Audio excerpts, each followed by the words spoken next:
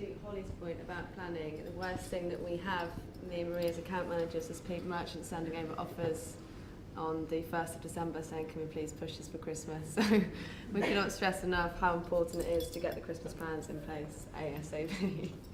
I think it's the same for affiliates as well. We don't always know what's happening on affiliate sites as well, so it's good as well for you guys to tell us what's happening, if you're going to have a specific campaign or if you need some content or whatever, things like that. Because sometimes, you know, as Gemma said, we've got a merchant contacting us, and then suddenly we're going to contact you guys, and then we're learning that, oh, actually you're running something specific that we didn't know about. So if you've got any sort of calendar or anything like that, just send that through to us. Especially because we've got like now a merchant newsletter, so where we feature affiliates and what you guys are doing, and we send that out to all our merchants. So it's really good as well. So.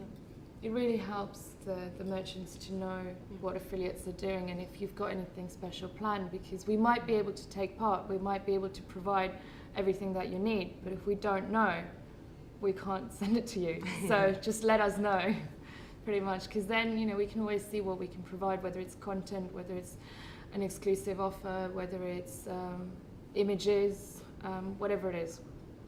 I think also if the affiliates tell you when they do run something of yours, because if you've got quite a lot or you didn't agree it, it's nice to know that you're being featured.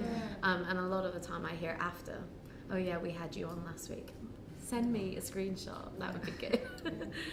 Yeah, so that's nice to kind of communicate more. I think that's the whole point, even of this event, is really to communicate more between affiliates, merchants, and to eat as well, guys. Don't forget. You know. The big family. Yeah, so we are here for breakfast, guys. So please feel free to eat. I'm sure you guys aren't full. You probably had one canapé each, so feel free to dig in. Can I?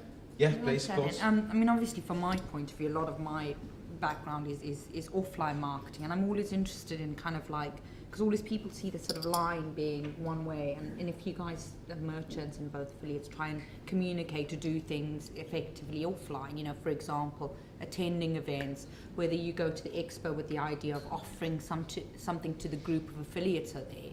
I mean, just to give you an example, I work out of the sector with one of the gifts and gadgets merchants, Signature Gifts, and we do a lot of stuff with them to really promote, from a brand point of view, their Gone Digging site. And the A4U Awards is a great event to network, meet people, sort of, you know, everyone is there. And I think sometimes merchants kind of almost forget about those opportunities. You know, there are few go everywhere, no names mentioned. And also the affiliates, to just go there, you know certain people are going to go there. I think it's a chance to say, okay, the A4U Awards, let's make sure we kind of meet up and we're there in some face or form. And then also the expo. And if you are a merchant, I mean, just to give you an example, what we did with Gone Digging is we sort of got to Polaroid girls to go around taking pictures of people. And it was just a way of sort of getting the brand out there. The photos were then shared with the logo at the bottom. You could go onto the site, share it with people, they got the Polaroid. Of course, it's not going to get you your clicks, your sales necessarily, but if you are looking from the standout point of view, that's something you can do. And those opportunities are there to sort of communicate your Christmas stuff. You know, you've got the expo coming up. That's an opportunity to talk about Christmas activity there. And you have numerous sponsorship opportunities. You can give away stuff in the bags. If you've got your group of, again, affiliates you want to target, have your meetings there. And I think if you really, I would say, kind of the offline opportunities that people really need to sort of jump on and kind of take advantage of that, because not enough merchants are doing things. I think the reason most merchants probably don't or overlook it is because often they don't have the resource for it. You'll have one person who's in charge of sort of all marketing or all PR and marketing, and that person is just completely overwhelmed with, I don't know, offline and online stuff and loads of other events and other channels. So that's probably why. So in those cases, it would probably be a good idea to get agencies involved and have an agency represent you, probably. Now, if you feel like you don't have the resource or the time to really go to events and kind of represent yourself, get someone else to do it for you, I suppose. Yeah, I think budget's probably the issue as well, because I'm sure you guys don't get these big budgets. yourselves to do things. But if the agencies are I would say, you know, the agencies really need to be doing more of that stuff for you. Good. All right, thanks guys. Moving on to question 4. This is all about social media. The rise of social media marketing channels, the likes of Facebook, Twitter and YouTube, and fashion bloggers have given online retailers access to a new group of internet shoppers. However, fashion affiliate marketers have not yet unlocked the potential. Do you agree with that? Do you disagree with that? Strongly? If possible, then, you know, whatever you guys think, do let us know. Anybody? OSOU is actually part of a bigger publishing company called Agua Media. Agua Media owns 13 fashion beauty sites. 11 of those are all blogs.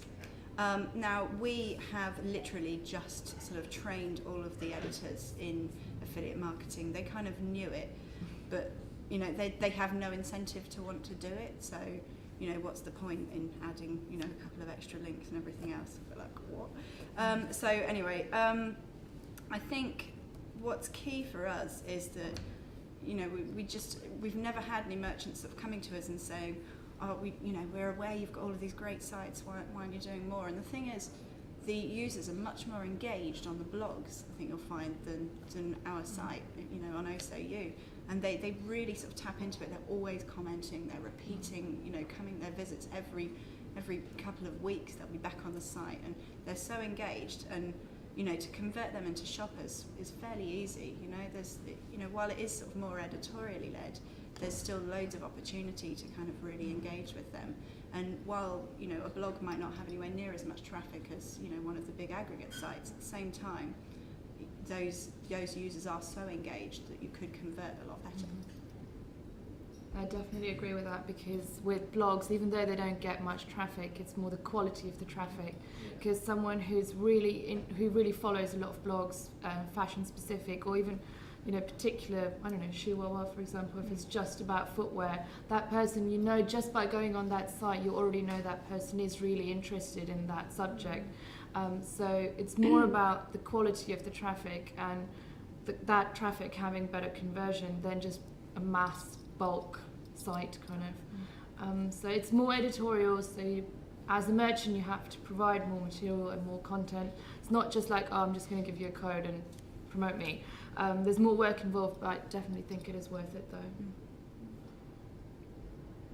It's very heavy over here, guys. There's a lot of talkers over on this side of the room.